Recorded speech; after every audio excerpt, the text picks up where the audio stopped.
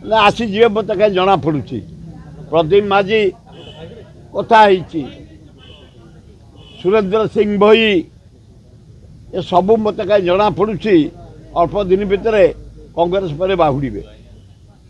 ଭଲ ହେବ ଜାଣିପାରୁଛି, ହେବ ବୋଧେ, ଟାଇମ୍ ନେବ, କିନ୍ତୁ ଖୁବ୍ ଭଲ ହେବ।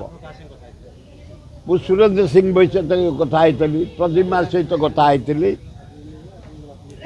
ଜଣାପଡ଼ୁଛି ତାଙ୍କ ଆବାଜରୁ ସେ ଫେର କଂଗ୍ରେସକୁ ଫେରିବେ, କଂଗ୍ରେସ ଦଳକୁ ମଜବୁତ କରିବା ପାଇଁ।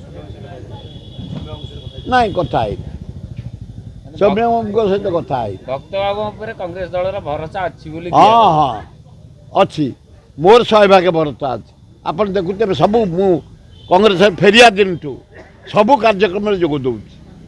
କେମିତି କଂଗ୍ରେସ ଦଳ ସଂଗଠିତ ହେବ, ପଞ୍ଚାୟତରେ ଜିତିବୁ, ବ୍ଲକରେ ଜିତିବୁ, ଏମ୍ଏଲ୍ଏରେ ଜିତିବୁ, ଏମ୍ପିରେ ଜିତିବୁ, ରହ ସଂଗ୍ରାମରେ ମୋର ଷ୍ଟାର୍ଟ ହେଇଗଲାଣି। ନାଇଁ ତ ଖୋଲା ହେଇଗଲାଣି। ନାଇଁ ନାଇଁ, ଆମର ବାସ୍ତୁ ନେଇକରି ଭକ୍ତ ଦାସ ବାସ୍ତୁ ଉପରେ ଭାରି ମାନେ ନଜର, କାର୍ଯ୍ୟକ୍ରମ ଭଲ ପାଏ। ମୁଁ ହେଉଛି ବ୍ଲାଇଣ୍ଡ, ଅନ୍ଧକାର, ବାସ୍ତୁ ଫାସ୍ତୁ ନାହିଁ। ନିଜ ପରିଶ୍ରମକୁ ମୁଁ ସମ୍ମାନ ଦିଏ, ନିଜ କର୍ତ୍ତବ୍ୟକୁ ସମ୍ମାନ ଦିଏ। ବାସ୍ତୁ ଫାସ୍ତୁ ସେସବୁ ନୁହଁ। ସେ ବାସ୍ତୁ ପାଇଁ ଆମର ସେ ଚାନ୍ଦିନୀ ତଡ଼ା ହେଇଗଲା, ବାସ୍ତୁ ପାଇଁ ପୂର୍ବ ଗେଟ୍ ଖୋଲା ହେଇଗଲା, ପଶ୍ଚିମ ଗେଟ୍ ଖୋଲା ହେଇଗଲା, ବାଁ ପଟେ ତାଲା ପଡ଼ିଲା। ବାସ୍ତୁ ପାଇଁ ହଲ୍ ଭିତରେ ଯେଉଁ ଷ୍ଟେଜ୍ ଏପଟେ ଥିଲା ସେପଟକୁ ଗଲାଣି।